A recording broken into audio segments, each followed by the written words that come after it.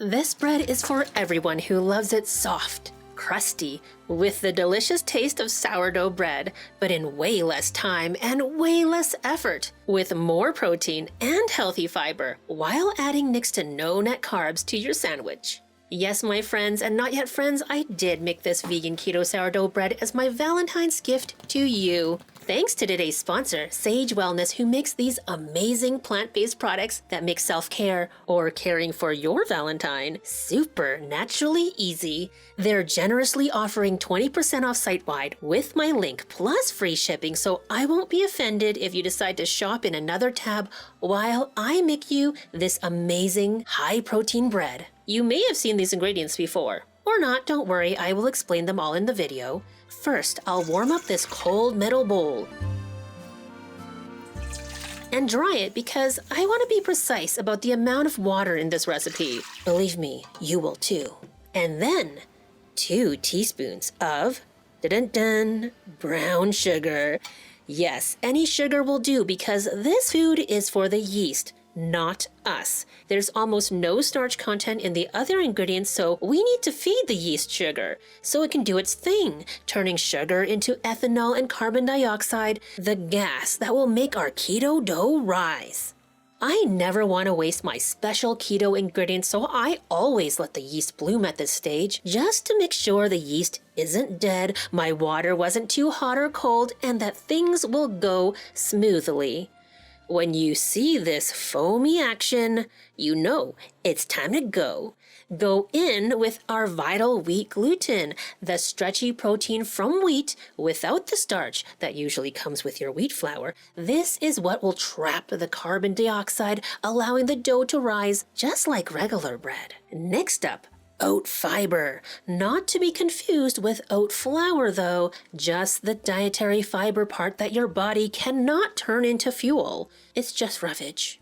Then ground golden flaxseed. I always use fresh golden flax because it tastes nicer than the brown seeds. Plus, sift it so the bread comes out with this wonderfully soft texture. It holds on to moisture, so the loaf comes out not tasting like cardboard. Speaking of taste, the next ingredients are just for that. Like this nutritional yeast powder, it's not an active yeast. Baking yeast does not have the same nutty, savory, umami flavor. Salt, of course. And for our sour in sourdough, lactic acid liquid, which is sour without any other identifying flavors or aromas. It has absolutely no smell, so the whole combination gives this bread the taste of a sourdough loaf, without the long fermentation that is impossible without the starch that is usually in your regular full carb bread flour. Get it going at speed 3 or 4 and let it run for 8 minutes. Now that I've done all that hard work, it's time for some instant spa time thanks to today's sponsor, Sage Wellness. They have been making beautiful, cruelty-free, plant-based products for your body and your home for over 30 years, and I have been a customer for about more than half of that. Quite a bit more than half of that.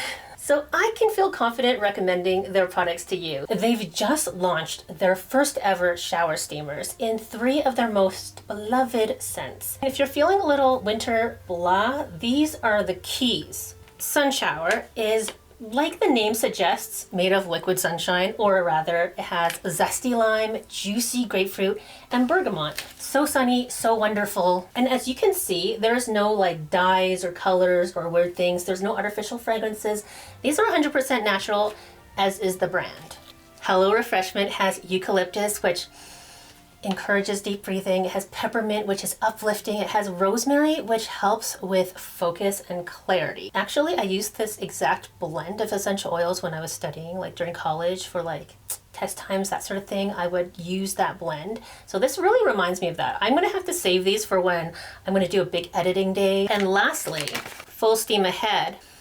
Whew, it's powerful. It has eucalyptus again, which, helps with deep breathing. It has lemon, which is uplifting, and tea tree. We all know what that is good for. This will be especially good if you're feeling under the weather. You can just pop this in your tub or the floor of your shower, closer to the shower stream to make it more powerful, or farther away for it to be more gentle and slowly release. I really love these a lot, and I think I'm going to send them to my sister and my mom for, Valentine's. They are going to love them, and I think you will too. So please use my link in the description.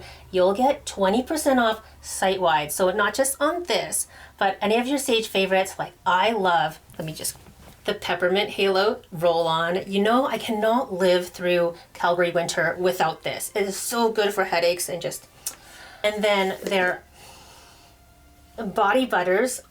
Like you can see, I need more, so I will probably stock up.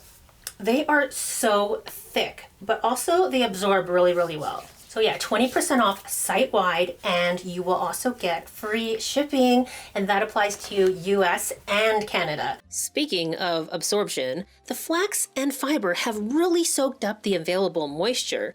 The dough is getting much smoother. And after 8 full minutes, your easy, almost too easy, one might say cheating, sourdough should look like this.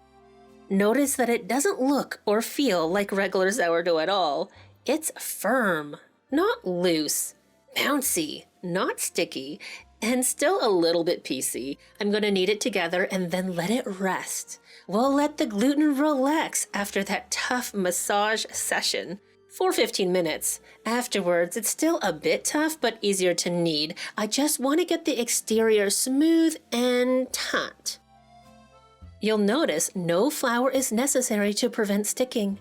Did I mention this is a lot cleaner of a process compared to regular sourdough? You're welcome. You're also welcome to place your dough ball directly on your parchment-lined baking sheet at this point.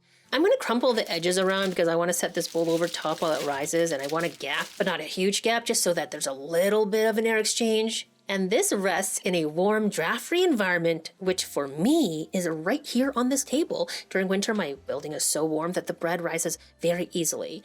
So if that's not you, just find a warm place. In a half an hour, the dough is already almost too big for this bowl. I don't want to constrain my loaf, so let's change it out for a damp, lint-free kitchen towel. And let it rise for 60 more minutes, for a total of 90 minutes. But about 15 minutes before the time is up, start preheating your oven to 400 degrees Fahrenheit or 204 degrees Celsius. You'll want to arrange the racks as well. One rack is in the middle, one on the bottom, and place a metal tray there on the bottom rack. At the same time, get a kettle of water ready to boil.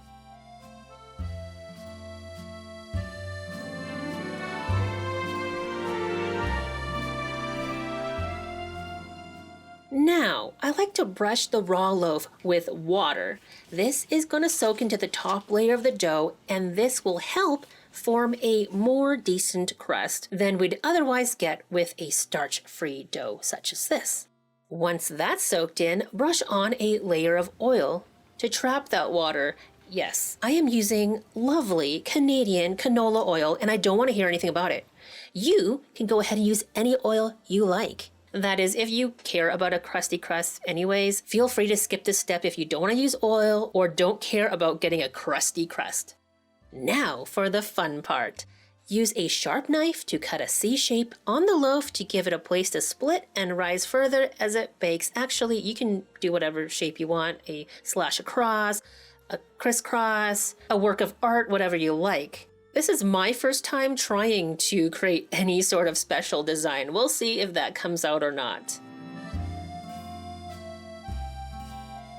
Finally, when our oven is fully preheated and not a moment sooner, place our risen loaf on the middle rack. Immediately add 75 milliliters of very hot, just boiled water to the metal tray without burning your hand, and close the door to trap the steam. We'll bake at 400 degrees Fahrenheit for 30 minutes. At the end of that, the water should have evaporated by then. I'm going to increase the temperature to 425 degrees Fahrenheit or 218 degrees Celsius and continue baking for 10 to 15 minutes in order to further develop the crust. Afterwards, we want to see that ear just a tiny bit charred. It's beautiful. And it smells, I wish you could smell it. It's so toasty, so aromatic. I love this deep golden brown color as well. I just want to break into it so bad. But alas, we must wait until it has completely cooled before slicing into this vegan keto sourdough loaf and revealing that puffy texture, a lovely crumb. It's easy to slice either thick or thin, and it holds nicely, with an amazing savory, ever so slightly tangy, fermented flavor. I love this keto bread. It's light and springy on the inside without being too springy, and the crust is nice and crusty, but not too thick or hard. This is absolutely going to be amazing for sandwiches, but with the added flavors from the nutritional yeast and lactic acid, it can be eaten plain and still be tasty. Though, just because of all the fiber, don't forget to have plenty of water to wash down your sandwich. This may look just like a plain veggie sandwich. Where's the protein? Guys, it's right here in the bread itself. If you sliced this into, say, 20 slices and pretend that each slice will be about the same size, which it won't, but let's pretend to make the math easier, each one would have less than 2 grams of net carbs even when we include the sugar completely in the calculation. Now, we know just by looking at this bread that some of it, probably all of it, was converted into CO2 and ethanol. But since I'm not getting this analyzed, I'll just keep the sugar in the calculation. Might as well overestimate the net carbs than underestimate, I always say. Of course, you may be one of my friends who couldn't care less about that. You might be more interested to know each slice would have 8.3 grams of protein, or it might matter to you that it has 5.6 grams of fiber.